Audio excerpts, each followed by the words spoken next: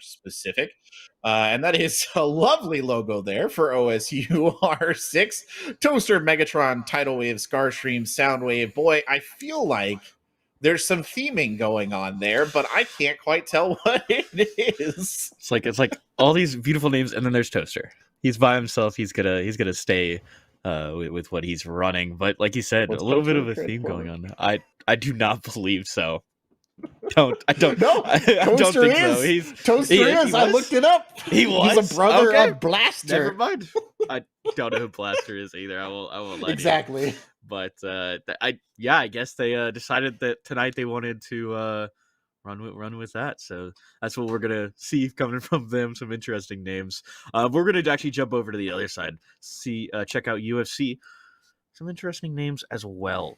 Caleb, Snake and Yo, Bales, Active, and Maui. Yeah, there you go. And like you said, that University Central Florida Night side, they are 2-1 here, and they are not robots in disguise, but that's okay. Definitely a challenge here for OSU Scarlet, who have been, I think, probably one of the more, just based on their scoreline and what I know about them, have been one of the more dominant teams here so far in the Legends division. I expect OSU to be able to handle the Knights, if I'm being honest with you, but I don't think that that is something where if you were sitting on that OSU side, you could be super comfortable about the idea that you can come in and take on a 2-1 team and just kind of walk it through, right? Like that's the truth of the matter from what they're looking at. And definitely these UCF guys have the potential to quite likely deliver an upset. So Scarlet's gonna have to bring their air game, right? They're gonna have to play well here tonight. I mean, both teams are going to have to. They're both going to have to bring their A game because we are in the Legends Conference. So they're both teams that we expect to pull out their best. And that's what I kind of hope to see tonight. Do you have any expectations for this match so far? I mean, we don't have map bans available, so we can't necessarily talk about where these two teams will be playing, which is a little bit of a shame. But, that's fine. I think we can kind of adapt as we go. College teams, even in the Legends division, they tend to fall into certain boxes, right? They like places like Oregon. They like a lot of cafe. As we get started here, our first map is actually going to be one that is outside the box for me here in Interritus. That is Border, an interesting pick in this day and age, and one that I have not frequently seen at this level. Yeah, I mean, so the thing with me with Border is definitely going to be that it started to kind of become the map that everyone's beginning to like because it's somewhat balanced, like mostly balanced for among the pool. It's kind of what you expect. You going in, making sure that you're playing well, making sure that you're doing your proper drones and whatnot. But enough talk about that. Let's go ahead and look at these bans. OSU's going to be the first one off the board. UFC taking them out. We'll see what OSU's decided to take out here.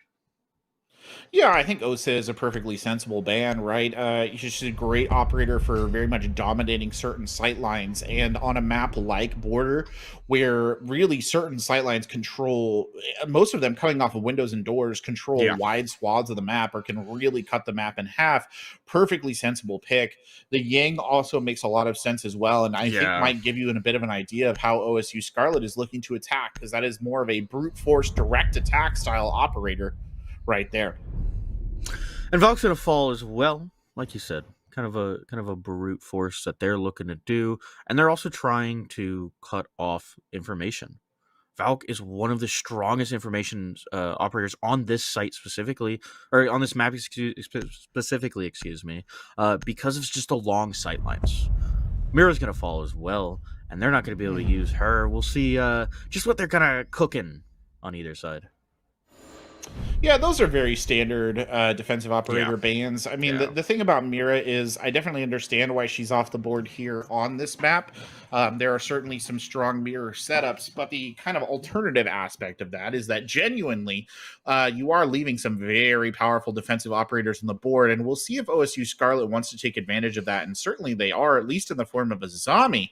Though Active coming out here on the Tachanka, that is a interesting choice, to say the least. We rarely see Tachanka getting play in any form of competitive Rainbow Six Siege.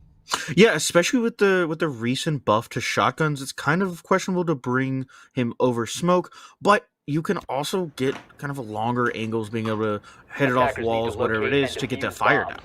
He's also got the LMG, does look like Active has decided to bring it over the SMG, and you can open up holes, open up sight lines. Got a large magazine at I believe 60 bullets. You can just fire down range as long as you want to.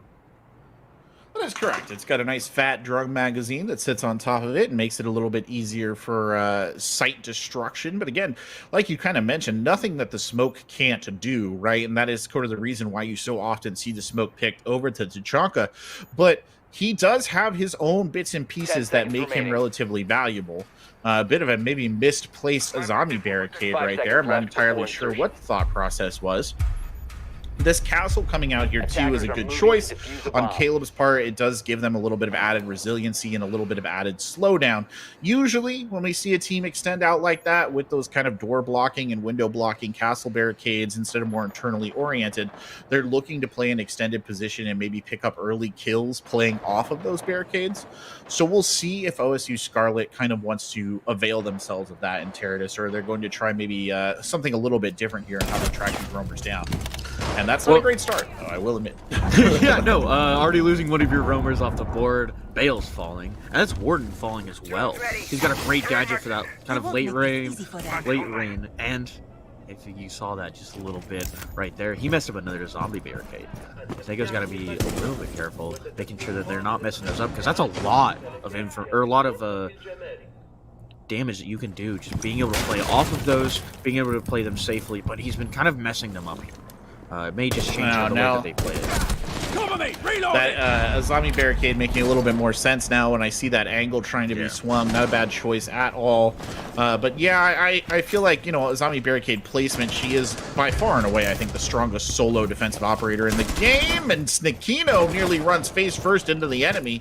Has to show a clean pair of heels right there and run back. And 5-3 already the setup here for the UCF Knights. Great kill from downrange by Caleb right there, putting that 1.5 to good use to Dumpster, one of the members of the OSU Scarlet. That was Soundwave who dropped right there. As Tidal Wave immediately puts it to bed. Caleb, though, not desisting, picks up another one, and we're back to active here with the LMG in a 3v2. And here it is, that long range, playing with that LMG. He's got plenty of bullets like we talked about, and he can just keep firing down, wasting his time. And that's a big part of Tachanka's kit, wasting as much time as possible. They only have a minute left on the board, and if he can just sit here and fire them out, it could make them have to change where they're going to be pushing. Reloading!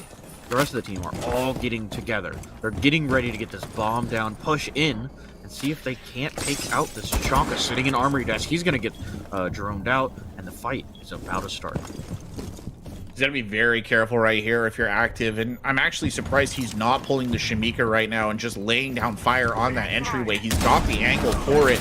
I mean, this is the place where you want to be. He tries to finish it off with the LMG. The Shamika barely used as Starscream just steps up and finishes them off.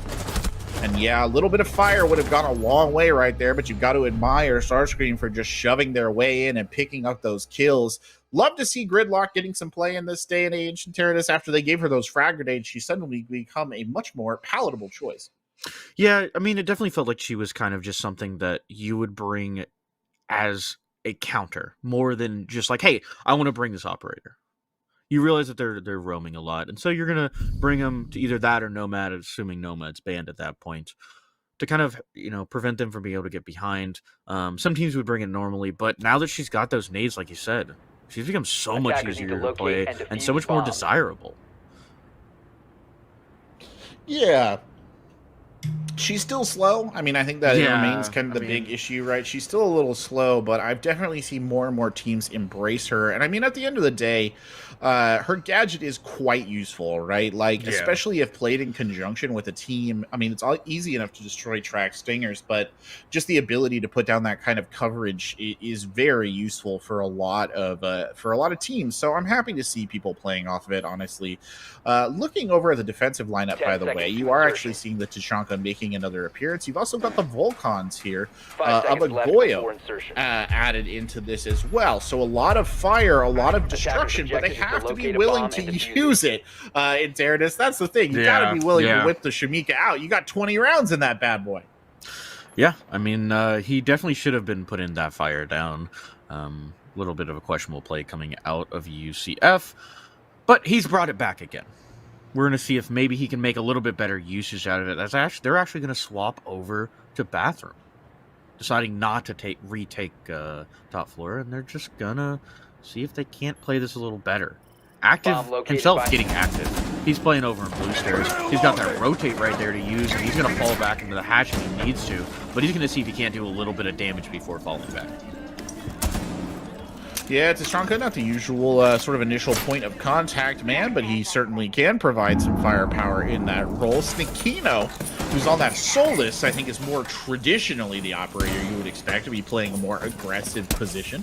Soundwave has made a really good progress here on the Iana, but about to maybe run into a little bit of trouble as they come up hallway.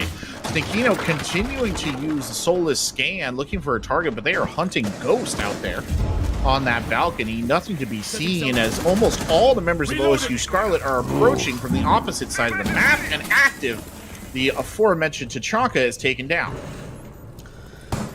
They've been able to clear one of those players upstairs, but they're looking for another one. Sneakino's gonna fall as well upstairs, but there's still one more player up there. Maui, still dangerous on that top floor. They're gonna clear him out. They're actually just gonna ignore him. Getting this bomb down. Starscream's gonna find him. Bales is gonna find one. Caleb's gonna fall to Tidal Wave. Bale's the last player alive here. He's gonna be able to take one out of the window on Tidal Wave, but he's still got 3 to fight here. Looking can't take one out of the hatch, but it's not going to be the hatch that he's going to find. It's going to be bullets coming straight through those head holes. You love OSU Scarlet right now. They really look very composed. Their strategy is very apparent from the way that they're pushing this. I really admire, and I think we're seeing why they're a 3-0 team in these first couple of rounds. The way that they're playing off one another, just like in a general teamwork sense, is really genuinely very impressive. They are not hesitating to take trades and to basically use, another player's death on their team to kind of push the rest of the squad forward, which is a difficult thing to master in Siege. I also want to point out the fact that they're kind of doing this multi-pronged attack. And it usually when you see teams do that, it's hey, we're going to clear out first, and then we're going to spread out. But they're trusting Stars to just take those fights and win them. And so far, he has. He's sitting at 4-0, and it's just beautiful coordination coming out of OSU right now. It is genuinely well done. I mean, these things do have a tendency to swap, and Border is a map that at times can exist in the sort of liminal space between being favored for defenders or being favored for attackers. I've seen it go both ways. Though certainly at this point in time, it does seem like it's a more attacker-favored map, but at any moment now, I feel like the Knights could wrench this back around. And, I mean, they're bringing some very solid operator choices to this tertiary bomb site. I mean, the pulse down below. You've got the added pressure of the Thorn right there. You're trying to take out the drone game. What you really need to see, I think, here is them really actively playing off of Bales and Caleb with the Nitro cells in particular. Because one of the things that OSU has done repeatedly in Interritus is get very aggressive very early on. Yeah. Oh, yeah. And that's the kind of playstyle that gets punished. And there's some punishment. Active picking up a kill. I'm not sure exactly where they found it. I think they might have genuinely fired through the doorway. Yep. Mm-hmm. And yeah, sure enough, there's the hole right there. Well done for the UCF Knights to get an early body down in the round. Yeah, he was that opening pick in that last round, but he decided he was going to change it up a little bit. He was going to be the opening kill instead. So he's going to find one to Ash. Megatron following soon after as well to Maui. They've got a man count advantage right now. They need to hold it on to it to potentially take their first round. But right now, they've got a lot of pressure all over the map. So it's kind of looking like it's going to continue going their way unless they give up some bad deaths without any trades.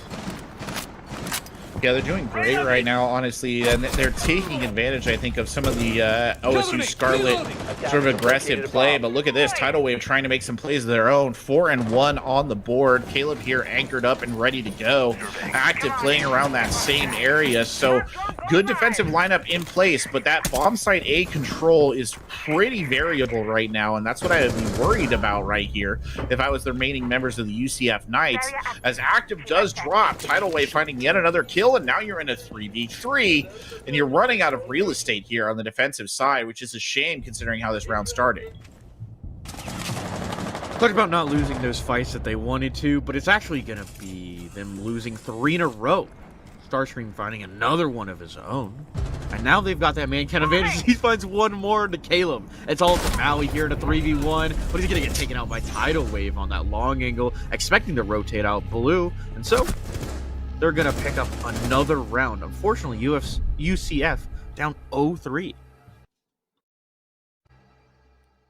That's unfortunate right there for UCF. That's got to sting a little bit because they did a great job coming up in that round and doing a good job early on, like getting the early kills. I mean, they were down, 3 and 5 was the situation, and OSU Scarlet played out of that impeccably, really got Tidal Wave in a very dangerous part of the map and just sort of let them do work.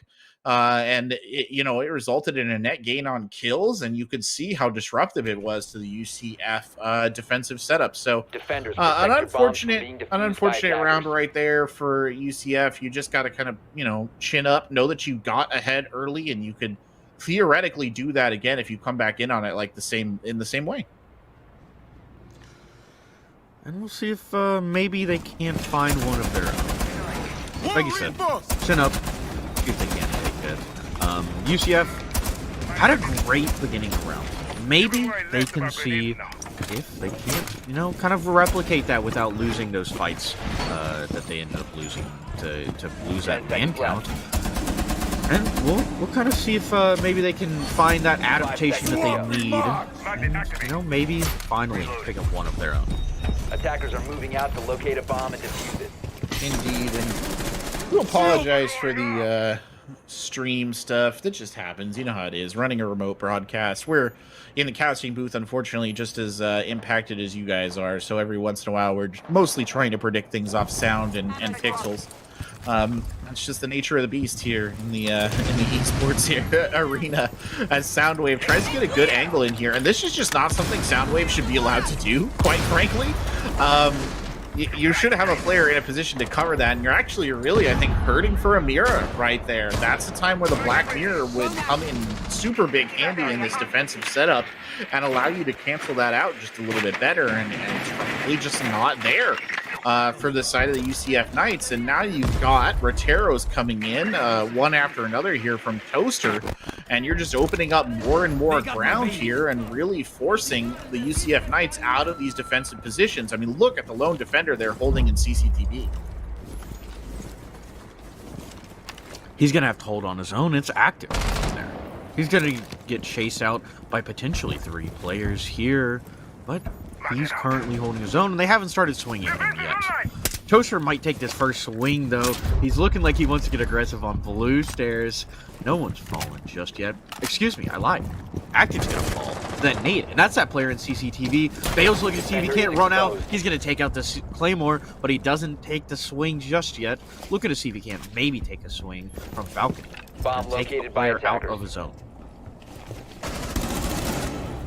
Maui there going for the swing, trying to pick up the kill. He will find it. Soundwave is down. 4-4 is the count now, as Bale's here, stepping up to do some work of their own. Now it's a 4-3, though. Maui getting caught looking by Megatron, who has quietly been racking up some kills. Both Starscream and Tidal Wave, though, the real stars of the show right here, 6-1 and 7-0. Their counts as Tidal Wave looks to add, but now Megatron on the chase finds one more, and it's 3-2. Body's been falling left and right as another one almost falls. There it goes. Bales is off the board. Tidal Wave's going to take him down, and it's all up to Caleb. This is a situation we've been seeing coming from UCF where they're stuck in these 1v3s, and they haven't been able to finish one out. Maybe Caleb can find one of his own. He's looking to see if he can't take some individual fights, as he's going to keep himself alive in B. I'm reloading. Tracks in action. Is 22 seconds left here. Caleb looking down range, trying to see if they can pick up another attacker. Bunch of shots going out right there, but no joy on it. Megatron's going to go ahead and start, and it's Tidal Wave on the cross cut right there, just controlling those lines of sight, and that's all you really need. And another round for OSU. Currently up 4-0. Doing a great job of holding it together. UCF on the other side, struggling a little bit.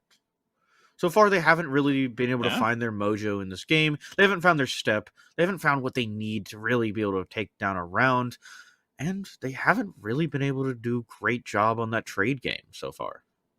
No, unfortunately, they really haven't, right? And these are the things that OSU is excelling at. In comparison, the trade game has been really, really good. I mean, you've got to give a lot of credit to those OSU players because every time progress is made by the UCF side, it feels like there's an OSU player swinging into position to clean it up, right? Or to keep it as level as possible until suddenly it's not level anymore. And I just the way that OSU is playing their attack, I think bears, a deeper analysis. I'd love to show you X's and O's, right? Obviously about how they're playing it.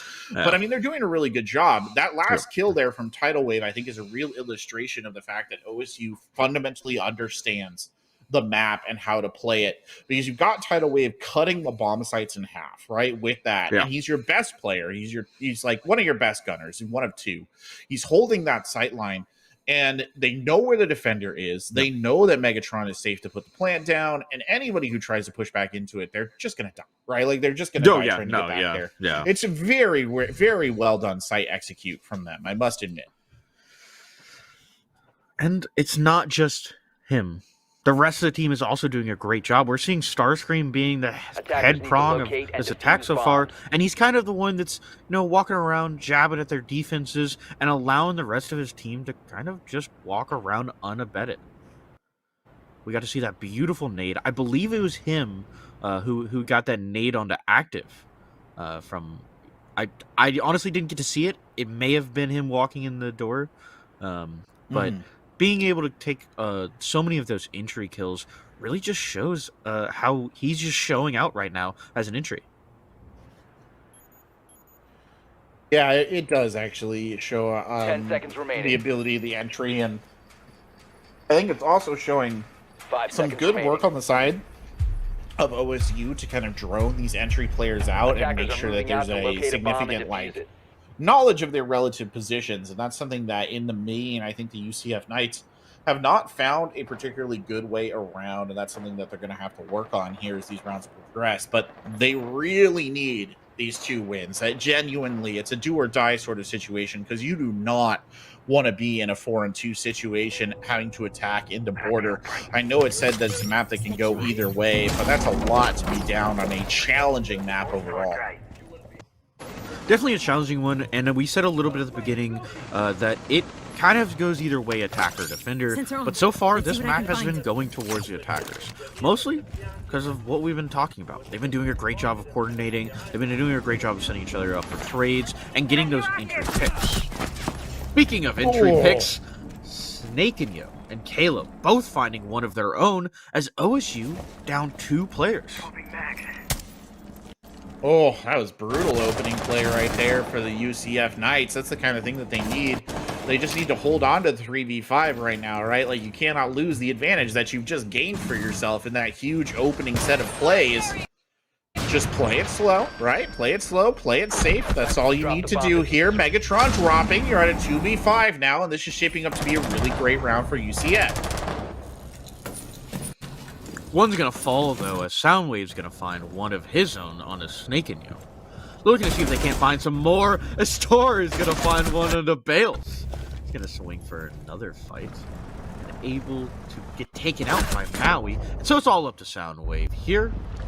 But he needs to kill 3 players. Takes a lot of damage, and so he's down to a roughly 10 health. We'll see if he can't take the swing and fight it. He barely sees the head of the player, but it wasn't enough.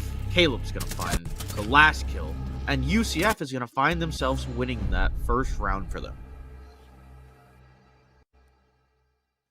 Yeah, and they are, and that's a round that they need. Oh, no. It's a round that they needed to win right there, honestly, because, like I was saying, you don't want to go down 4-2. Good kind of backbone right there by the side of the UCF Knights to just step up and hold on to it and pull out that win. Now, all you got to do is do it again. You're going downstairs to Teller's bathroom, which is not the best site to defend, right? You just saw probably the best site, but it's certainly one where you can pick up a pretty sterling defense if you do it correctly. So I have a little bit of hope. I have a little bit of hope for the UCF side. Defenders bombs from being defused by attackers. Even if they only are able to get one more on this half, 2-4 isn't horrible of a scoreline on defense. I definitely prefer the attack on this map. So, it's not ideal. Don't get me wrong. It is not ideal in the slightest. You want to obviously be either up or 3-3 at that half. But it's something you can work with. And hopefully UCF has a little bit of better attacking half, but it's not over just yet. They still have to get this last round, or they're going to be looking down the barrel of 5-1 potential game point. 5 seconds to go. Yeah. Again, a very difficult challenge Attackers that must would be. locate It's and these defuse early the kill bomb. rounds are the ones that really set the UCF Knights apart, and I think that's what they need to be looking for here again. I think because the Scarlet have been doing so well in the main, they're playing a lot more fast and loose with the early game scenarios than is probably responsible. And as a result, they tend to get caught looking. So if they can pick up 2 kills early on, again, at least 1 kill early on, I think it would avail them greatly. But again, you know, if wishes were fishes, the sea would be full. So we'll just see what they can kind of get to right here. Still doing kind of late round site prep, though. I guess you're in a safe enough space for it. Throwing frag grenade. OSU not looking the hottest in that last round. We'll see if they can maybe pick it up a little bit. This one seems like they're playing a little slower. They're not giving those free entry picks like what happened in the last round. And they're going to make sure that they set themselves up to potentially win this one. Looking to see if they can't clear this player out in Armory. It's a Soundwave right now. He's nearby. He's looking that way, cutting them off, preventing them from walking away. As Star is going to be walking behind him and potentially finding this fight. First one's going to fall, and that's a Maui off the board. Yep, there's the first loss. Unfortunately, it goes the way of the UCF Knights, and that is bad news bears. Good trade, though. Bales keeping them in it. And Active still here on this Tachanka with the LMG, sees the target, puts a bunch of rounds down range, but none of them come up trumps, and that has got to be annoying. Active with another opportunity to steal a kill here as it goes to a 4v3. Toaster the one who picks up that kill right there onto Caleb.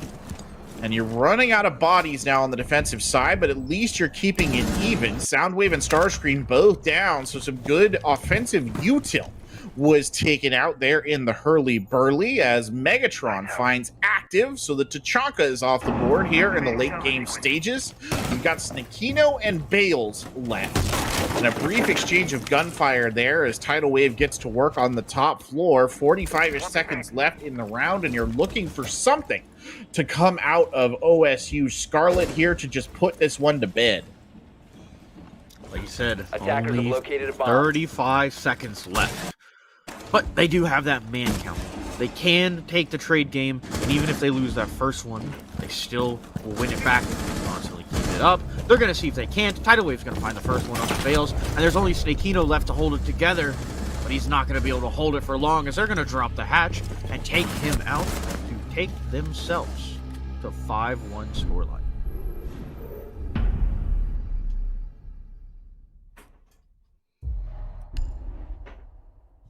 Well, it looks like we'll be taking another brief pause here, seeing if we can get these technical issues under control. Good offensive half right there from the OSU Scarlet. Absolutely. Everything you could ever dream it would be, honestly, for them, because they really pulled that one out. And, you know, you look across the side of the board at the UCF Knights and you think, okay, what have you got for us now on the attacking half? Because it's going to have to be pretty spectacular to equal that. Yeah, and honestly, with the way that OSU's playing, I don't see anything that UCF can bring out that will really make a big difference. I kind of expect to see some interesting dual roams with the way that they've been coordinating so far, because clearly they know this map. You mentioned that earlier. Yeah. They've set themselves up, and hopefully are going to win this map here for themselves to take it to map number 2. Yeah, I would agree. I think you're going to see some pretty aggressive roaming, Yeah. I imagine, coming out of the side of, OSU. I think they're going to want to get into this, right? Like, they've got the guns are hot. They want to get them involved as early as possible. I think you're going to see spawn peaks. I think you're going to see really, really early engagements.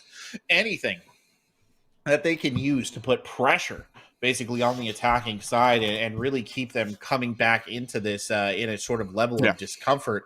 And, things like Warden with the MPX and the 1.5 out there looking for early kills. I mean, I'm sure if you put it in the hands of Tidal Wave or Starscream or whoever, they're going to absolutely shred, right, when given the opportunity. So pressure's on. Yeah, genuinely the pressure's on. And I don't think you're quite maybe at the point where if you're the Knights, you're just kind of like, okay, put Border behind us, look ahead. But you're definitely getting there. And you laugh, but like, let's be honest, Interritus, right? There is a point where that kind of calculation does have to happen. You're not wrong. You're not wrong.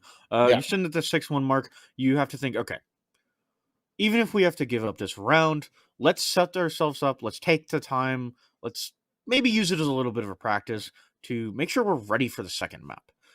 Because even if you could technically come back from a 6-1 scoreline, it's going to make you more fatigued later in the best of 3, and something like that is just rough. Talking about the rest of the best of 3, we're going to jump over the map bands real quick. Sorry.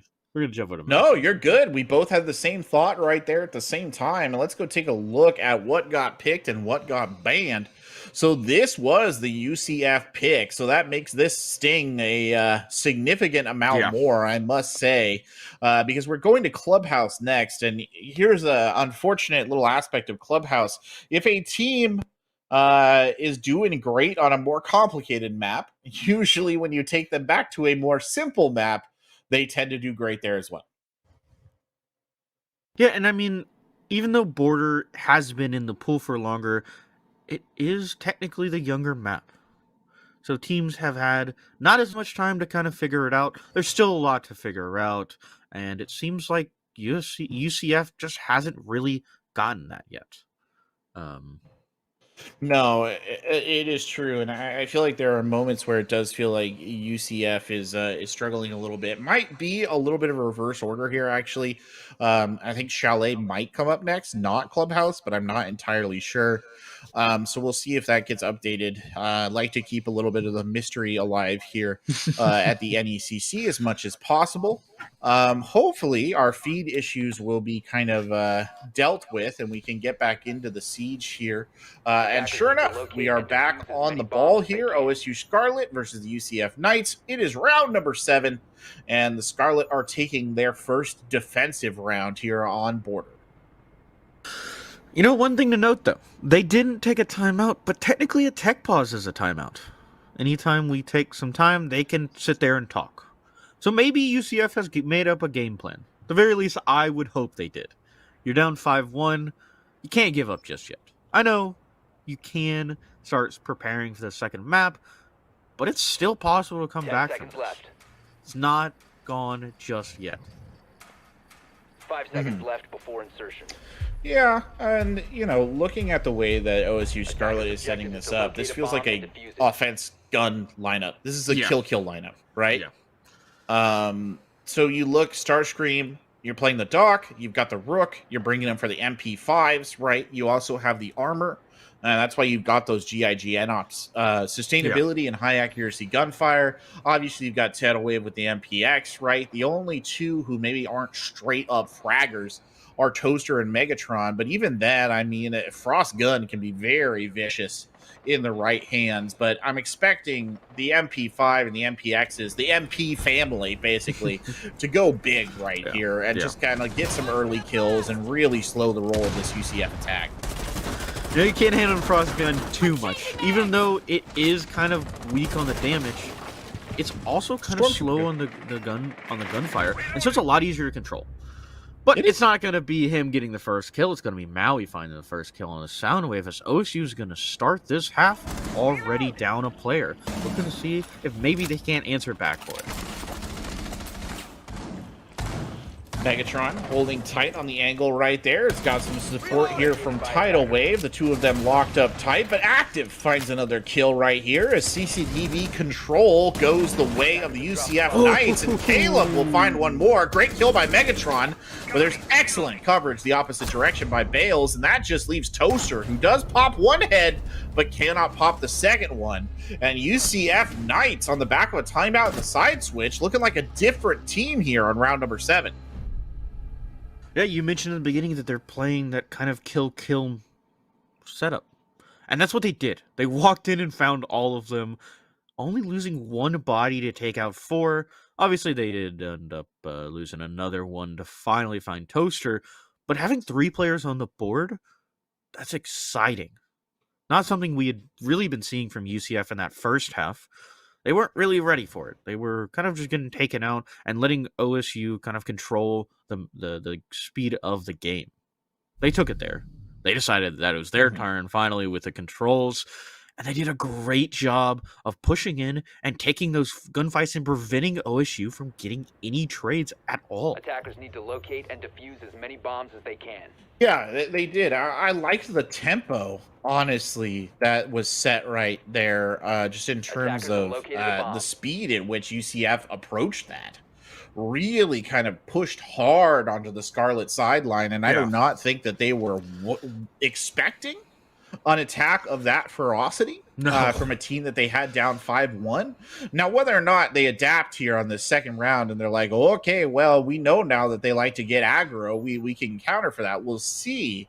But certainly, if you're on the side of the Scarlet, you gotta be ready. They'll have you back on your heels before you know it. Left. Yeah, I mean, the first round of a half is a lot of times a gimme round. Attackers are You're heading out not to defuse the really bomb. going to guess how a team's going to play off of it. Sometimes they will play the same way the whole time, but a lot of teams kind of use that as an opportunity to do a rush, just like UCF did. But it's a round they're going to pick up, putting themselves closer and closer to preventing themselves from losing an early scoreline. And they're going to see if maybe they can't keep it up, and maybe keep up that kind of kill meta and make it work. Yep, that's exactly what they need to do as well. It's a good angle here from Snakino. Honestly, if he doesn't get caught, though, he could definitely get a kill. Just has to play it carefully. All you got to do, Bales is making some progress in here as well. Got to be careful for a potential drop down. That's a little bit more worrying. Just play it safe. I honestly think, you're just playing it safe right now if you're on the side of the UCF Knights and you're waiting for an opportunity to go big. But Megatron shuts down the opportunity. The Fenrir coming up big right there. Good trade back from Stakino, but it only gets 1 body back in the tank, not 2. Looks like a second one may fall, but it's actually going to be Snakino falling first. He's going to fall to Soundwave, taken out from upstairs, and they've lost control of it. Bales trying to see if maybe he can't find something downstairs, but he's going to get taken damage from that hatch. Getting really aggressive. Soundwave hasn't died just yet, but they're looking to see if they can't clear out Bales here. Tidal Wave as well, setting himself up to get ready for that trade as bullets are going to go towards Bales, but nothing's going to find him just yet. He's going to try to match his teammate upstairs and play off of them, maybe get a nade open and see if he can't find that player sitting upstairs. He knows the last time he saw Soundwave was on that hatch. Caleb is going to swing him first, but he's going to get taken out. And now it's all up to Bales, who's going to fall to Toaster. And OSU putting themselves on match point. Match point it is, and poor Caleb right there. You feel a little bit, but a very good round for the Scarlet. Very much in command right there. Took well into account the lesson of the previous round 7, and came right back into it and played that impeccably. They themselves were very patient and careful, which was kind of what I was advocating for the Knights. I mean, you look at Fenrir play out of Megatron, waiting until they had the targets lined up, and then just a quick peek was all that was needed to collect those kills. And now on match point here for UCF, and it's an unfortunate place for them to be. They've got to really pull something out of the hat to make this work. And if you're sitting as OSU's position here right now in Territus, I think you just run this one in, right? Just keep doing what you're doing. Finish the game. 1 map down, 1 more to go. Bomb located by attackers. And I mean, even though we are sitting at that match point 6-2, we can't say that they've given up just yet. They may be preparing for the next round, but they still can fight for this. They have 4 rounds to go. OSU can't play too careful. They have plenty of time to give up, but they still gotta win it. You can't just let them take control of the game, even if you know you can play a little bit slow because of those rounds that you have above.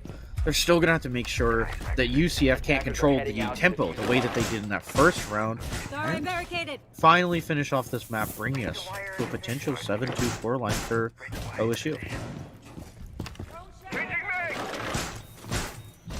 Soundwave setting up the defense.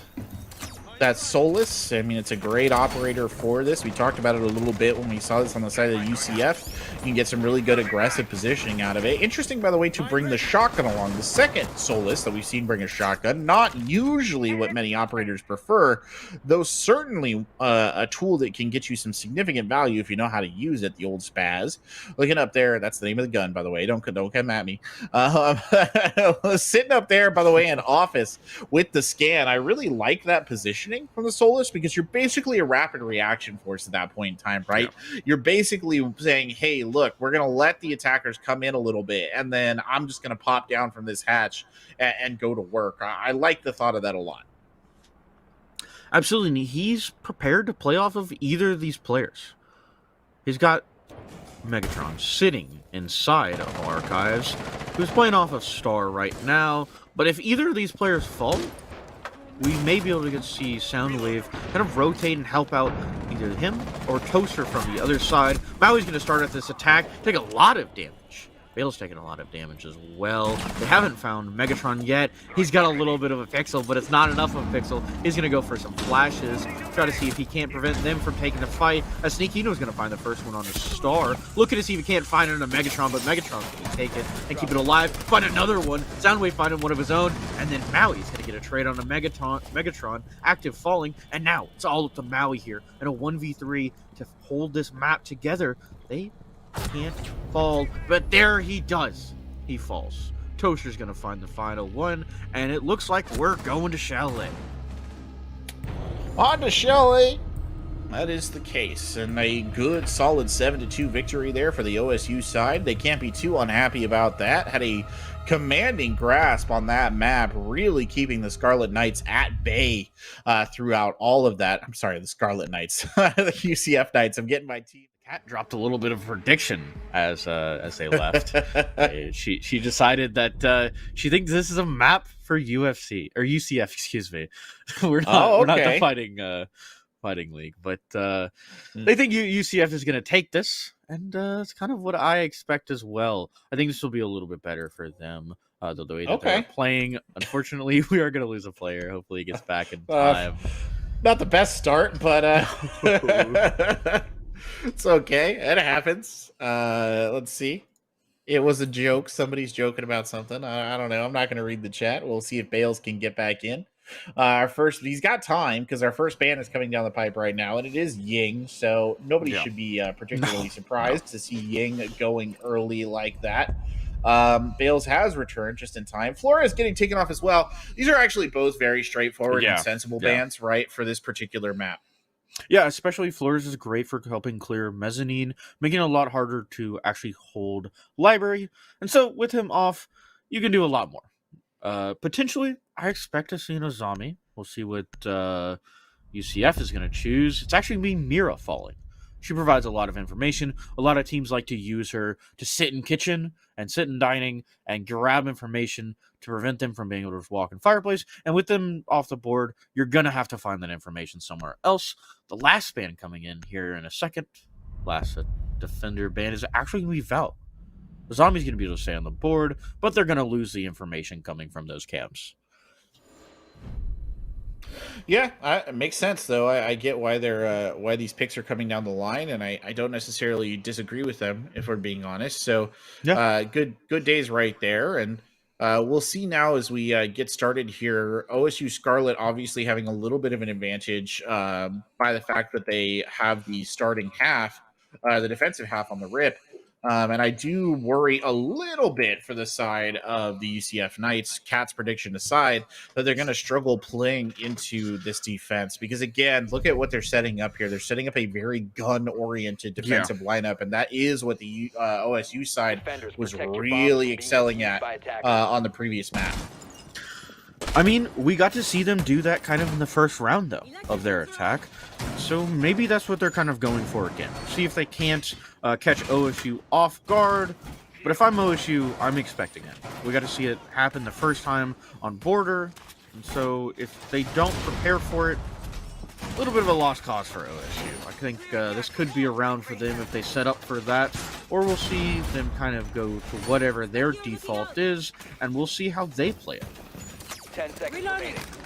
Yeah, that's we'll see how they play it. That's that's gonna be interesting because the defensive side for Moving out to Megatron setting up right there. Gets a drone. Okay, doing a little bit of drone work. Stayed on that a little bit longer than I actually would have felt comfortable for if the presumed idea was just to hunt that drone. But maybe looking for an opportunistic headshot there as well. Don't find it. Has the good sense to back up and sort of reset the boards right here. But yeah, the addition of the Doc, the Warden, the Legion, these are all gun operators, right? Even to a certain extent, the Azami and the Solus are real gunners. These are operators with a lot of killing potential. There's no LMG handicap with these guys.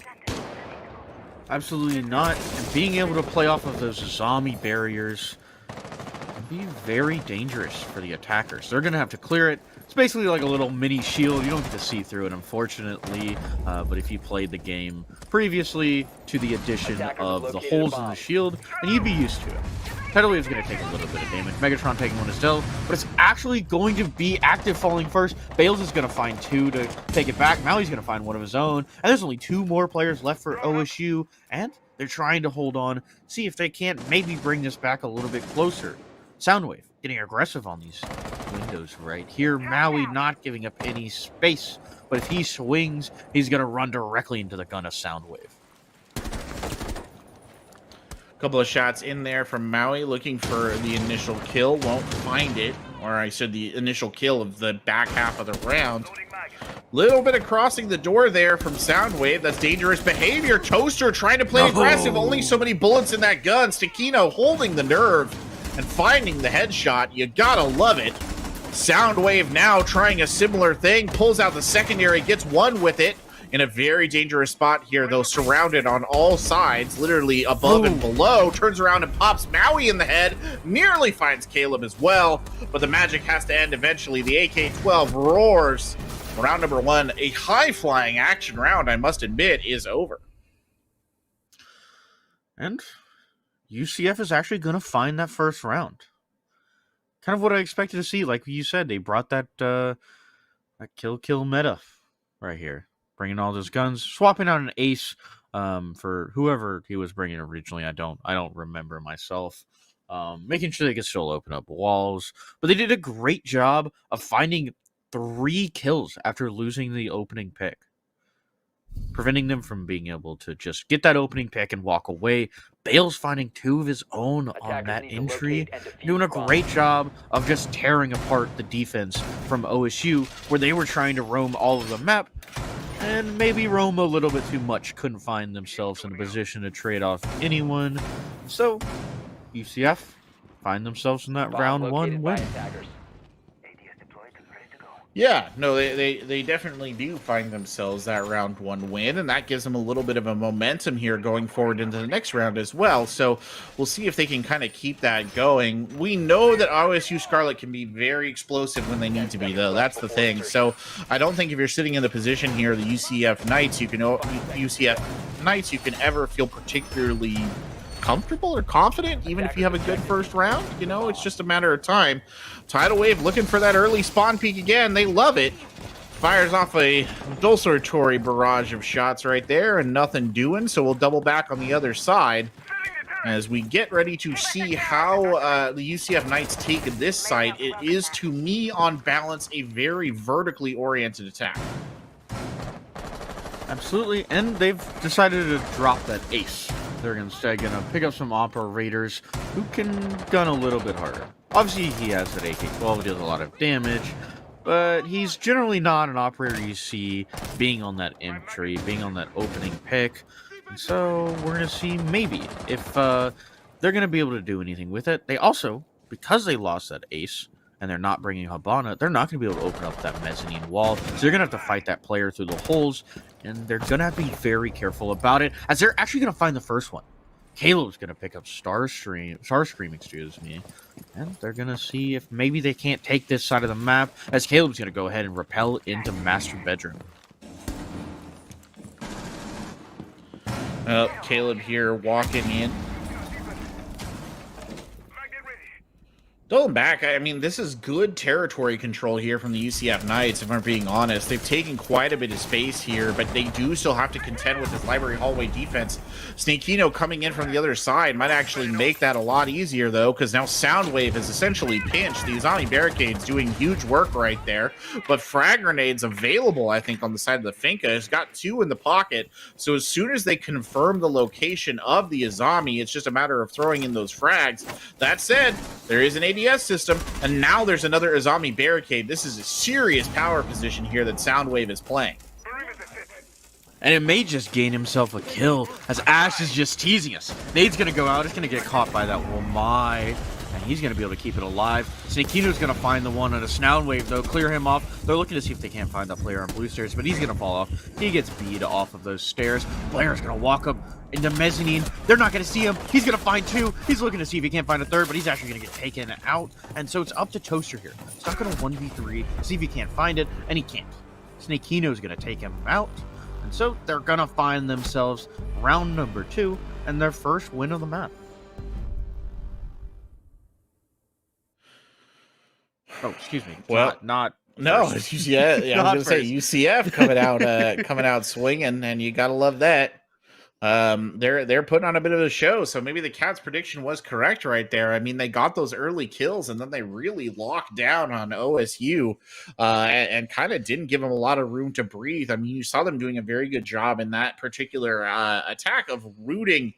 I guess what's the best word for it? Rooting the defender out. You know, the power position was being played up on the top by I believe it was Soundwave, and they really didn't give them any room to breathe. So impressive to say the least, and a good start here from the UCF side. Even though he had those Womais, he had those ADSs, he really wasn't able to just sit on those zombie barricades. Like you said, he had a bit of a power position, but if you just throw 3 bodies from 3 different directions, there's only so much you can do. It almost looked like it may have been a round going back towards OSU, though. Even though they did end up losing Soundwave up top, Tidal Wave did a great job of finding that timing, being able to walk up main stairs, retake mezzanine, find 2 kills, but unfortunately got traded out. So they weren't able to find that round. And OSU is finding themselves already down 0-2 in map number 2. Sensor on. Let's see what I can find. Megatron here running wide, trying to pick up any sort of early information. I think Tidal Wave was looking for a spawn peak, won't find it. Checking the double doors again, but you got to be really careful if you're going to play that position, and instead he will fall back into kitchen and dining. And just reposition themselves for another stage of the map. Megatron has an idea now that at least a Claymore has gone in and has the yellow ping right there as well to look up to the top floor, but no real information being given away just yet as they rotate up to the library hallway, looking out towards highway. They try and find a kill. Brief engagement right there. They know they've got someone on the line, but can they finish it? A couple of tippy taps says no, and they'll back off down the Let's see stairs. what I can find. No body's falling just yet, but a minute's only fallen off the board, as a body's actually going to fall as I was speaking. Toaster's going to fall off the board. Doc looking himself down 0-3 right now. Not able to find any kills, but UCF is going to find some kills. They're going to find another one on the Tidal Wave. Get some holes open, and Snakino already up 2 kills in this round. See if he can't find himself some more, and maybe find some space in this map. I don't think they realize that there's no one currently sitting in bathroom. It's only the player in master bedroom. So if he could be careful, this player in master bedroom, he can't. Starscream's gonna find him. They're gonna find one of his rounded a beautiful shot to take him back up to 3-3 even man count. That's why you bring along those MP5Ks. Yeah. Right there. Good gun indeed, and coming in clutch on the side of OSU Scarlet. And talk about a power position. Starscream's still sitting in here with plenty of magnets to continue to defend this top floor. And what this ultimately means is that the UCF Knights are really going to have to put something together on the fly. They've only got about a minute left here, and they do not have the map control control that they need in order to make this work. Megatron's still underneath. He's still dangerous. He can prevent that plant using his Solus gadget, and they're going to see if they can't find him. Bale's looking for him, already doing a little bit of damage, forcing him to back off. They're going to have to drop this hatch, see if they can find it.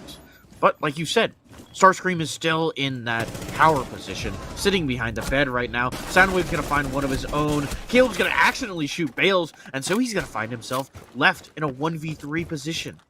He's going to jump downstairs, see if he can't take the individual fight on the player 15 seconds underneath. remaining.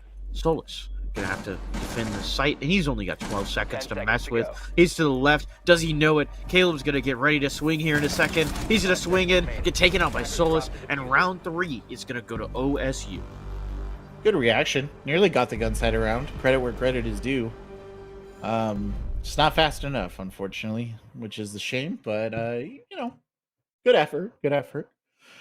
Pretty much an unwinnable situation, if we're being honest, right? Realistically, I don't think there was any way that they were coming out of that one with the W after about the mid-round. But about time, by the way, OSU Scarlet got up on the board, and they have to be pretty happy with how that round went. That felt oppressive for the UCF Knights. They just could not find anything quite going their way.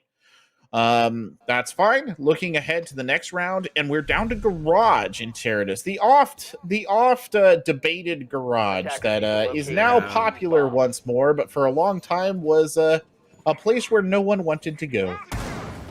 It kind of feels like it's that map that kind of it becomes wishy-washy. Sometimes people want it, sometimes they don't. It depends on the meta. True. But like you said, kind of in this meta right now, people are taking it. Yeah, it's in vogue. It is. And you know what? That's kind of something that I think is really beautiful about Chalet. You don't really have a site that you're not going to take. Mm-hmm. Clubhouse has kind of become the same thing, where you're able to take bar. People figure out how to kind of play it. It's still a little troll, I think, 5 seconds personally, left before insertion. but it's definitely a little better. But this map, all of them Attackers are are moving viable, out to locate a and bomb and we're going to defuse see it. if Basement is viable for OSU. Oh, Soundwave with the early kill. Catches Maui looking. That stings mightily on the side of the UCF Knights. They are not going to like that. And that's unfortunate. It's Ram as well, so good soft destruction option right there taken off the board. Ram can actually really make that basement side a lot more uncomfortable. But not to be. Electrosensor And the active. intelligence destruction capability of Soundwave, by the way, being illustrated quite well right there as he just rolls around the corner and takes out a drone and closes out some very valuable drone work on an important part here of this defending setup.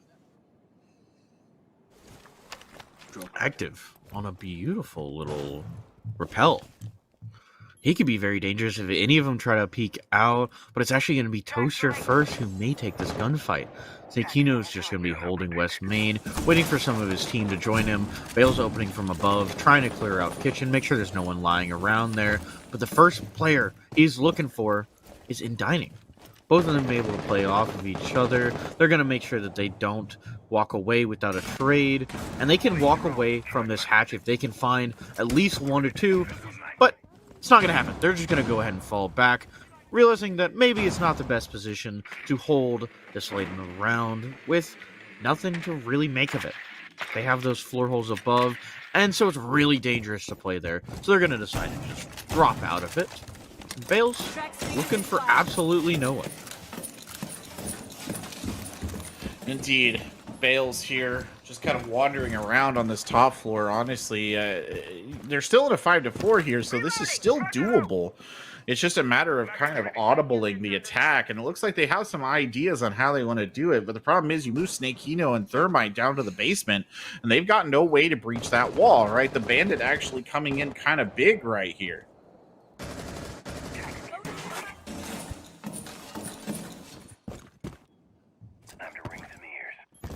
Just watching as it slowly builds and builds.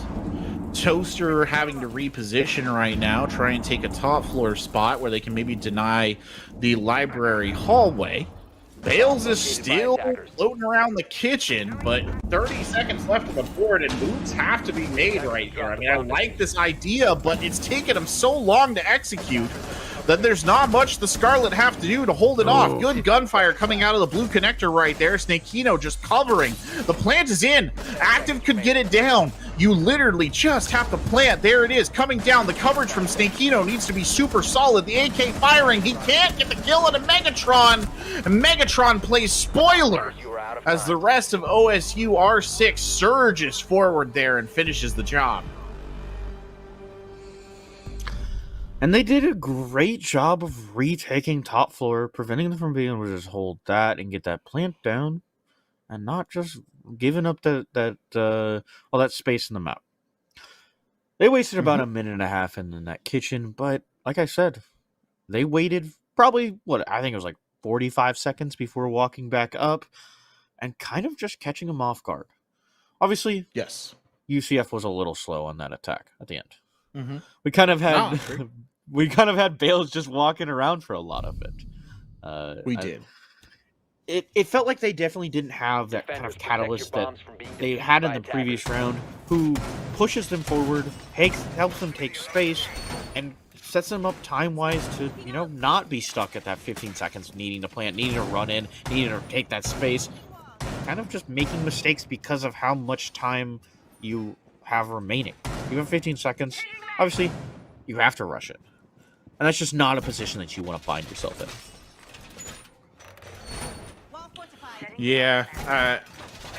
The problem is right there, that almost could have worked, but, they were so late in the round and they were having to rush so hard that they couldn't even really get good coverage of the plant setup, so that's okay. Yeah.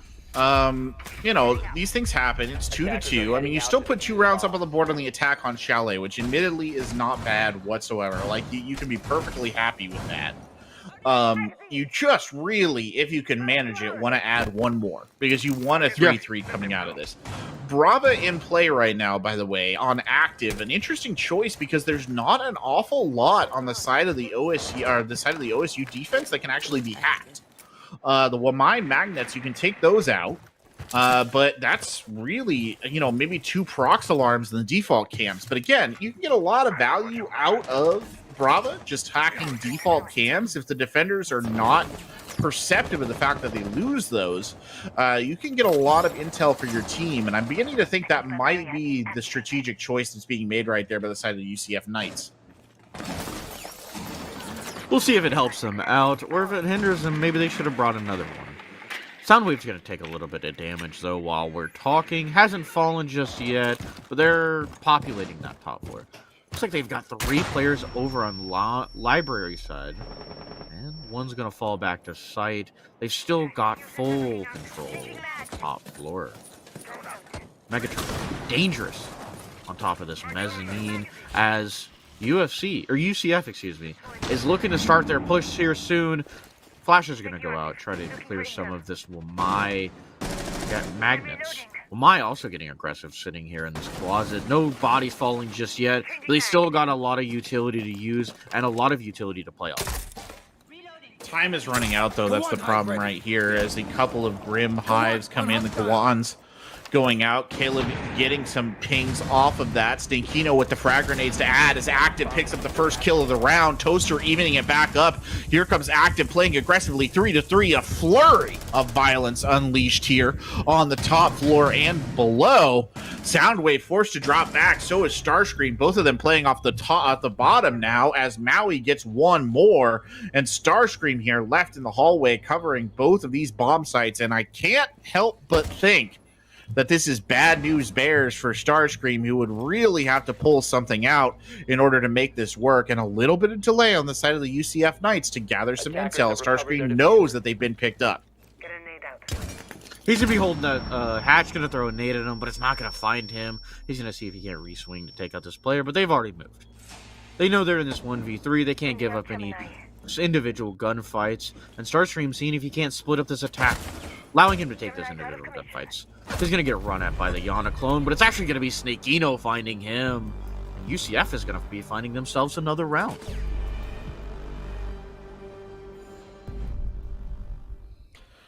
Good pickup right there on the side of the UCF Knights. That's that third round. I was saying they wanted it and they got it. Now, maybe even the specter of a 4-2 raising its head here, unless the Scarlet can really clamp down on this, because they have not had very good answers to a lot of the rushes that have been coming out of the UCF side. It always seems to me like the Scarlet defense starts off in a relatively strong position overall, and then there's always a moment of kind of like chaos in there in Interritus, and then everything just kind of falls apart, and suddenly you're staring down the barrel of, you know, a 1 or 2 man advantage. Defenders, protect your bombs from being defused by attackers. That's just how it goes. Sometimes you it doesn't go your way, Corbec. But you gotta kind of come back from it. It's not over yet. If OSU can find this last one, it may just look a little bit better. Definitely feel like Shelly is a little bit more of a defender-sided map myself. But, I mean, at the end of the day, OSU has been playing stronger on their attacks. We didn't get to see too many of the defenses, but the beautiful coordination coming out on border against them, or against UCF, was beautiful, like I said. So we'll see if maybe the second half is better for them. Maybe. Might very well be the case. Certainly, you know, a lot of potential to double back and get into the mix. You know, we saw the side swap really benefit the UCF Knights on the last map. They came in good coming out the gate. It didn't obviously work out for them in the main, but for a moment there, it certainly assisted. As Active running the Brava Clutch drone in again, and sure enough, there you go, hacking the default cameras, and that gives them full sightline on that library corridor. And this is just a gold mine here for the attacking side to let them know what awaits them if they should push in on that top floor. A lot of information being picked up by that Brava. Gonna help him find some of these players. A Brava drone's gonna get spotted out by a Megatron, but it's not gonna be taken out, so he's gonna still have that alive, be able to use it to find more information. He's trying to see if he can't prevent any of these drones getting over to his teammates. But right now, they're just setting themselves up. They're getting ready for this. Snakeno underneath, hoping to be able to push up West Main, and they still have to clear top floor though. 2 players over there. Soundwave. Megatron holding on strong. Megatron's going to take a little bit of damage from that window, but Maui's not going to find him yet. He's not going to be the opening pick just yet. They're looking to see if they can't find one of their own. Minute 30 into the round, and it's been relatively quiet here in terms of the gunplay. Caleb hard peeking into the office area. Soundwave is here, but covered by zombie barricades. You can feel the pinch slowly building here on the side of UCF, but none of the members of Scarlet particularly in danger or looking particularly fussed. Good angle being opened up there by Maui for the long sightline out of bathroom, opening up another one there as well, and that could be a decisive factor right here because Starscream is about to become very, very vulnerable unless they can pick up a kill. Tidal Wave dropping first. Active finding those shots. And now Caleb gonna try and brute force this one and just get in there and start brawling. Soundwave holding the door extra tightly as the Ram drone comes out. The buggy bails too focused on it and gets taken out by Soundwave. Now Maui rolling the drone in, and player after player here stepping up to the plate, and the attacks minimal as Starscream quickly picks off Maui. Starscream was deadly in this corner last time. He's going to keep making use of it. They still haven't cleared top floor. Caleb can't find his way in. Soundwave is going to fall first to Active, as they still have one player upstairs to deal with. It's Megatron walking up those stairs. He's going to find one. But like I said, there's still one more alive. Starstream and Megatron upstairs. Gonna have to meet Caleb, who's gonna find one onto Megatron. He's gonna take some of those bullets from that player that I said was upstairs, but the other one's gonna fall. He's not gonna find it, and OSU is gonna find themselves round number 6. Unfortunate right there. They nearly had the opportunity, but Thermite getting caught dropping the hatch really destroyed the plan, right? It almost felt like it should have been the Hibana who dropped, but I know that they were trying to take into account potential gunners waiting below. Now the side swap coming in, and OSU Scarlet will switch to the attackers, a side which they genuinely, looking at how things played out on border, they genuinely might feel a little bit more comfortable on, all things considered. Yeah, I mentioned a little bit earlier. They've been looking a lot better on their attack so far. Just a lot more coordinated. It felt like they were trying to play a little bit too rigid on that defense. They were trying to kind of stick to the game plan, and sometimes that's just not going to work. Sure, you may have a great game plan, but if they figured it out and they figure out how to play against it, how great of a game plan is it? You have to be able to adapt, and OSU hasn't been having the greatest track record of being able to do that on the defense. But with this attack, they've been doing great. It gives them a lot more freedom to kind of roam around with and work with, and hopefully we get to see the same thing coming out of Starscream that we got to see in Map 1, where he was that kind of crucial piece to be able to get those entry picks that they're looking for. Yeah, certainly I would say 5 seconds left. Certainly, I would say that there was a little bit of an issue on the defenses where they really were not moving from positions quite as fast as they needed to. Something that I don't think is going to handicap them really on the attacking side, which is good news. I mean, it's genuinely good news for them because I think that they should be able to play out of this a little bit better, all things considered. That said, I mean, the UCF Knights, they have to be feeling themselves a little bit here, right? Because they have done very, very well so far on this border map. To get that 3-2 in and of itself was a real challenge, and they stepped up to it very well. So I'm sure they're looking to see, hey, how can we snap right back into this one? And, you know, having active up here on the Wamai, this is a very sensible and solid defensive position.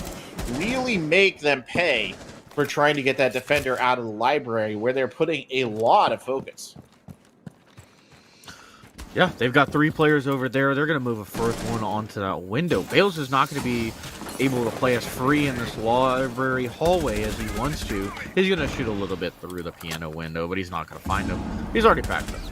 Soundwave actually finding the first one, though, onto active, and that's the players that you were talking about. They were sitting in that corner. There's a Wamai. And so they don't have that safety net to work off of. The zombie's by herself on mezzanine. She doesn't have anyone who can swing off of her. She obviously has Bales sitting on library stairs, but he can't help. It's all up to Caleb to hold this mezzanine position. Couple of shots being thrown out there by Caleb, who's just sort of playing back and forth. 1 minute, 20 seconds left on the clock here for OSU Scarlet. And they have not made the inroads that they need to here in order to get enough territory to actually get that plant down. They're forcing themselves into a last-minute plant scenario, but they are getting the kills. Megatron picking up Snake Kino right there, but still a couple of very solidly entrenched members of UCF. That said, Megatron is in. Megatron is planting. Caleb trying to come up to challenge the planter. Goes for the shot through the hatch and is found in the opposite direction. Bales falls in and grabs him. Now it's 2-4 here. Maui rotating up the vine staircase, going to run face first into an enemy player. It's the Grim there of Starscream. Maui looking again for another kill, getting absolutely bamboozled here. A fight up around the library and library hallway. And Starscream runs out with the knife and secures the kill. That's a rough one to lose. Being able to take a knife to the back like that's just not something you want to see. And a rough first round for UCF. They didn't really have the same kind of success that they had on that first half. They felt a little shaky there. We didn't get to see the same individual kind of hero plays coming out from them that we got to see a little bit in that first half. They felt like they weren't really comfortable in any of their positions. They were just playing them because they felt like they needed to. They were trying to move around, but really didn't work out too well in their favor. Yeah, I agree with that, unfortunately. I just don't think that was the best round that we've seen come out of the UCF Knights. And those early losses of bodies was the real problem. Like, that was genuinely the real problem, is they lost too many bodies too early on. And as a result, the members of OSU Scarlet were just able to really dictate the later pace of that round. And if you let your opponents dictate the later pace of a round, well, of course they're going to get the win, right? Like, they're going to come in and they're going to do exactly what they need to do to finish it off. So, frustrating. Not insurmountable, though, if you're on the side of UCF Knights. Nothing to panic about just yet. 5 seconds Nope, it remaining. is only that first round of the half. They are still 4-3. Attackers They have plenty of objective time is to work with, the plenty bomb. of time to adapt. We'll see if they've made the correct adaptations. They're going to go over to kitchen here, and they're going to change it up a little bit. They've got a lot of interesting long sight lines that they've set up. One I like in particular is on that double wall in fireplace. A lot of teams like to just reinforce that off. They've decided to just open up one of them and try and see if maybe they can't find something and maybe prevent the plant with it. An interesting idea, certainly. Let's see what comes of it. Tidal Wave destroys active right there. But in turn, good kill from Bales, keeping it relatively even, 4-4. Bales is caught on the drone, but falls back. Aggressive gunplay right there from the Warden player to sort of defend themselves on the retreat. Toaster has an opening now, can bring the gun to bear on the long sight line as the drone rolls back and picks up the presence of, I believe that's Maui there on the Frost. So something for them to keep in mind here. Sneakino rotating around through the basement. And time ticking away ever so slightly for OSU Scarlet, but they've definitely made some progress here that they have to be a bit happy about. Right now, 4-4. Not a horrible for either team. OSU's finding some good space, though. They're trying to clear this whole top floor if they can't. Sneakino seeing if maybe he can't retake it. He's going to find one on the sound wave. Not going to use that to take any space, but it doesn't matter. That's a player off the board. Another one's going to fall to Starscream. Megatron taking one of his own, and they've lost that kind of man advantage that they had for a second. Able to be taken back by UCF, as UCF is taking all of this space that they have lost and trying to see if they can't maybe regain it through Sneakino. Quick peek up there from Sneakino, trying to find an angle. Nobody's there. Bales has also been shoved over to this side. Bales on the long-range engagement. He won't secure the kill. Megatron finds it. And Sneakino is so low on health. This is a near impossible battle here for Sneakino. And sure enough, Starscream picks up just one shot, I think, from that heavy-hitting assault rifle and puts it down. And OSU R6, unfortunately, for the UCF Knights, really surging here on the attacking side. Yeah, it looked like it could have been a map for UCF, but they just can't hold it together on this defense half. Something I've definitely seen from them, for the most part here, is they just feel lackluster, almost. Like, they're not ready for anything that OSU has been throwing at them for both maps here so far on their defense half. They're not adapting fast enough in the middle of rounds, and so they're losing these bodies Attackers need here to and locate there, defuse this and it's bomb. just causing them to lose a lot of space all over the map. And OSU does a great job of taking that and adapting it Attackers have to located be a bomb. able to get onto site just that much easier. Yeah, I mean, yeah, you're not wrong. It's just, you look at the side here of the UCF Knights, and you're trying to puzzle out, okay, hey, you know, this isn't going right. What can we do better here to make this better? And I'm just not sure that the answers are necessarily forthcoming. I mean, they really need their roamers in particular, I think, to pick up an early kill. Like, you need Sneakino to get an early kill, or you need Bales to get an early kill. I'm not saying Sneakino is a roamer necessarily, by the way. He generally tends to play like an anchored defensive position, like Library Hallway, let's speculate. But they need early kills from their gunners. They have to take some of the knees out of the OSU Scarlet attack and prevent them from really bringing their full weight to bear on some of these sites. You know, you might bottle Sneakino up in the library right now, for example. I think you might have actually missed that window. But that almost feels like a waste of talent. You know, he's your biggest gunner. Yeah. That library position is not one for an operator who is going to live long in this world. And Sneakino is actually forced to play it in a slightly different manner that's even less favorable to him. One thing to note as well is they're playing Blue Stars to hold. They have a shield there, but there's not a body right now.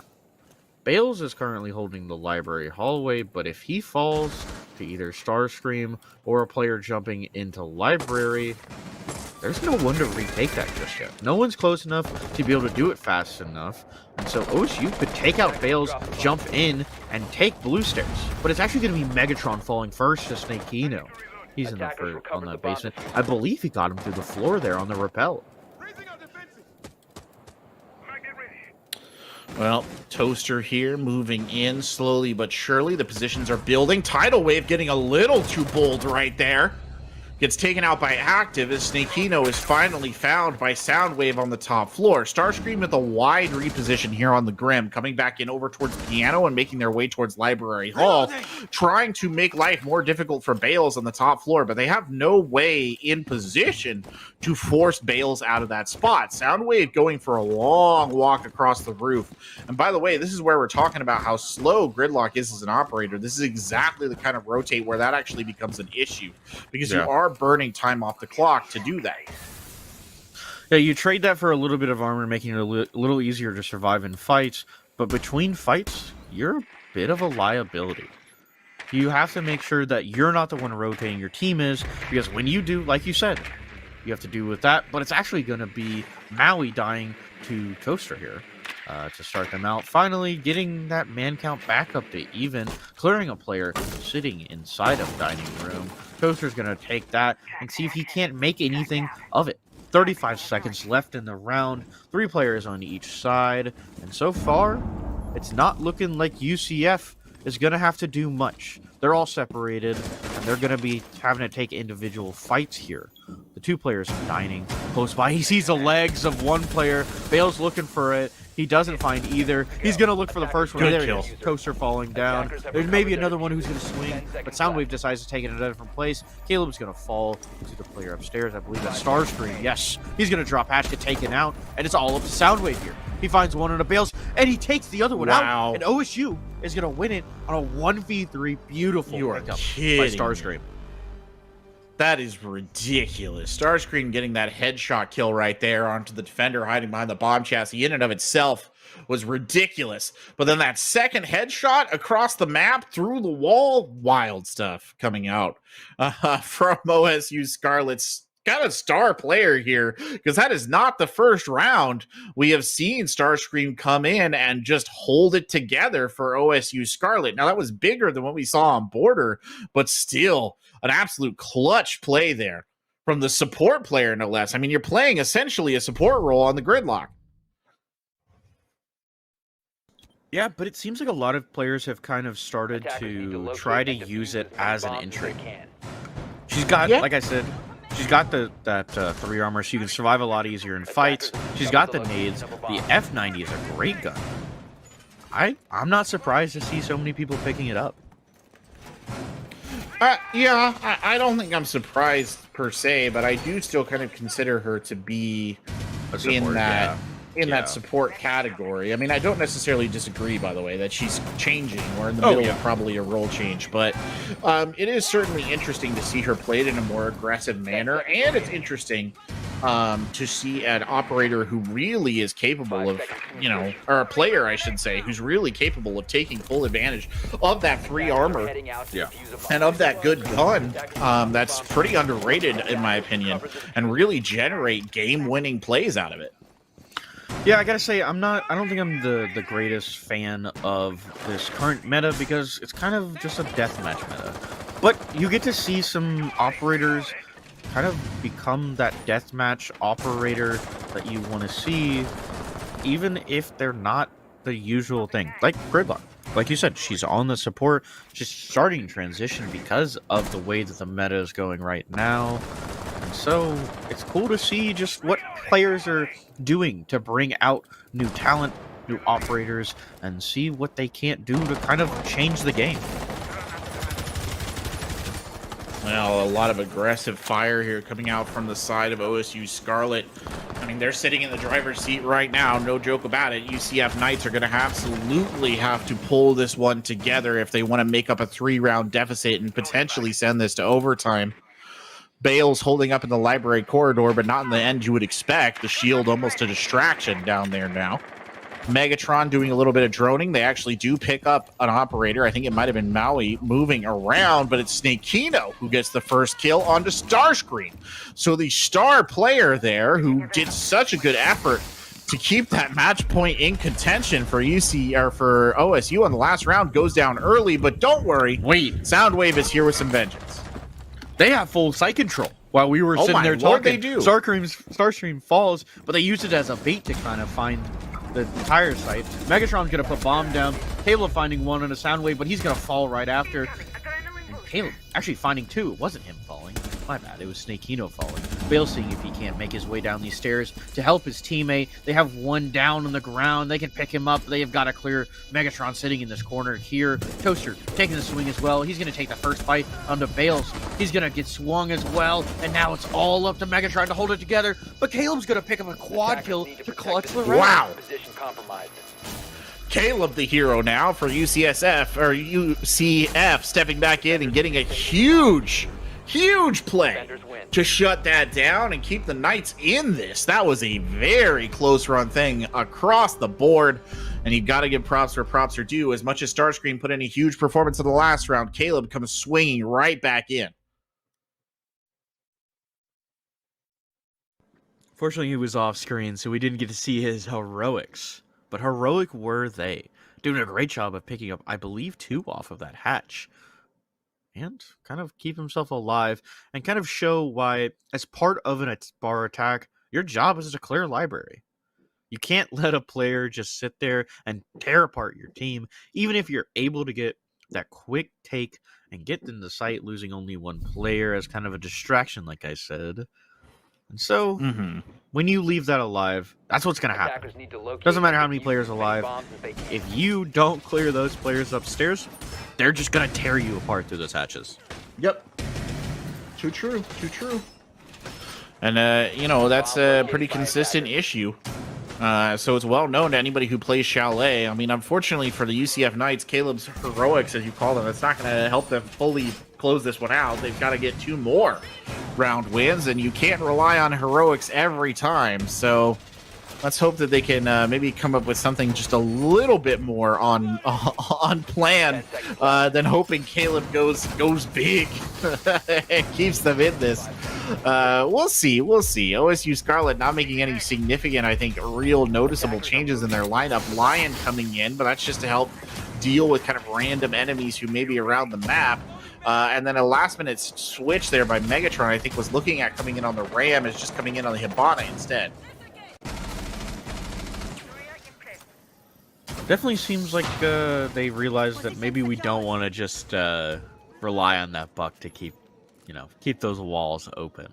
Yeah. They're gonna, use the Hibana to now do it. And we'll see if maybe that changes just what OSU needed to close out the map. Bales, looking to see if he can't take that first fight. He gets aggressive on solar windows, but he doesn't get taken out. That's Megatron right there.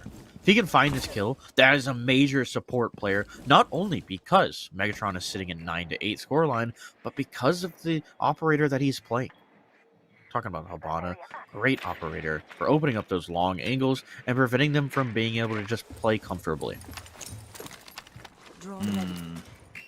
It's true. That's what they need to do right here. They need that long side angle, especially this angle that the drone is kind of scouting out. Megatron going to get a good idea that there is somebody hiding down there. I believe that's Bales on the Warden. Caleb taking some early shots. And look at this. Tidal Wave's just rushing in. The Lion player tries to make a play. Bales is fortunate that he's able to spin back around and curtail that before it got out of hand. Snakino getting one on the Starscream as well. And you do feel like OSU Scarlet may be trying to be a little too cheeky for their own good on that one, as they sort of go back to the basics here after that attempted rush in. That could have been very dangerous for UCF, but like you said, Bale's able to shut that down, prevent that from happening, and so they're going to have to return to their normal place and not doing these crazy rush antics that we got to see in the last 2 rounds. Toaster sitting right there on trophy window, maybe about to take a fight with Bales. He may know he's on this window, just absolutely preventing us from taking this, wanting to see this fight. They spot another player sitting in piano. So Megatron's waiting on the rappel to see if he doesn't get aggressive, but he's not going to. Maui's going to hold him, and he's going to maybe run into Soundwave here first, but it's actually going to be Bales taking out the player sitting inside a trophy window. Soundwave's going to find him, maybe even out a little bit, but they still have to find Caleb upstairs, sitting inside this closet, who's going to have to hold not only the head holes in front of him, but to rotate to his left, and holding alive in that closet. Megatron Bomb diffuser. waiting on a cutoff. Hello! Snake Kino comes out of nowhere, hiding behind the cabinet. And the best part about that kill was definitely he was there. Soundwave saw him. He was hiding. You just couldn't identify him through the cabinet, so he just popped out of nowhere like some sort of jack in the box and got 2 kills. And now the UCF Knights have staged a run back and are 1 point away from putting this into an overtime. I almost called it out at that 6-3 mark that maybe this was the end of the map, but UCF is proving us wrong. Maybe my cat is onto something. Maybe my cat is just a knower. I'm not sure if that's true. But right here, this is UCF's chance to keep themselves alive. Defenders, protect your bombs Obviously, from being defused by OSU attackers. won that first map, so if they can find it, then that's it. It's over. It's over with. That would be the series. But UCF needs to claw back, find this last round, and find themselves in overtime. It's on basement too, which I think is honestly going to be a real challenge for OSU Scarlet to attack. This is just based on how we saw it all go down last time, a pretty good defender site. It played correctly. And you look at the lineup here as well for the UCF Knights. They've got a lot of good potential in here. You've got the Doc, you've got the Legion to slow things down, you've got Kaid for that hard breach denial. We'll see how the Scarlet play around it. I assume they're going to try and push it and maybe get some sort of advantage over Wine Cellar. The fact that Megatron is bringing Blitz implies to me that they're at least thinking about trying to slip an operator in and just get going right at the start. Megatron on the Blitz as well. He's got the defuse. So this is going to be an interesting attack indeed. Something we've seen from OSU in the last couple rounds is they attempt to rush almost every time. They try to push in, see if they can't find any holes inside of UCF's lineup. And that's kind of what they've been showing, is just one minor hole. One place somewhere they're not watching. Last round it was West Main. This round, OSU hasn't been able to find it just yet. They've got that player sitting in West Main. They've got one player sitting inside of Wine, preventing them from being able to walk down. And right now, that's what they're looking to do. Potentially opening up a red hallway double and maybe being able to push Caleb out of this closet. Yeah, you can see the thought process here. Megatron setting up on the back staircase with a little bit of support there from Starscream and Toaster. The idea makes sense. It's just how do you make it happen? Well, you make it happen by forcing Bales out of the position on the staircase here, or at least putting him in a position where he simply cannot defend comfortably from this spot. Bales just needed to hold the nerve, honestly, is what he needs to do in this position. Pops up for a couple of shots and won't find it. Starscream completely re-changing positions now. Everything being invested to take this Warden out of the equation. And he's still there, still holding. Out comes the Warden glasses. The Blitz Rush coming in. He's not blinded by that, but he is brought down by the melee. It's a very good effort by Bales, but it's not good enough. And will this be the things that kicks it into high gear? No, Megatron completing a complete loop, comes back up to the top floor as Active 5 Soundwave. Now Maui is taken down, and it's a 4-3. The defenders holding tight to their positions, and one Kiba barricade on that doorway probably would slow this entire thing down, if I'm being honest with you. Like you said, they were able to find that player in West Main, and they're ready to start this attack, but they've still got to clear Caleb sitting on the shield on Pillar. He's still a dangerous force. Tidal Wave is going to take some damage from Snakino, but he's going to be able to push him out of his zone. Megatron looking to see if he can't jump in, but Starscream is actually going to find the one onto Caleb. Smoke's going out here. He's making sure no one can sit on side of this pillar. Right, he's going to go out. He's going to find him, and OSU is going to find themselves winning map number 2 and winning the best of 3 series. What a beautifully orchestrated round by OSU Scarlet. I feel like we expected them to come in with the rush right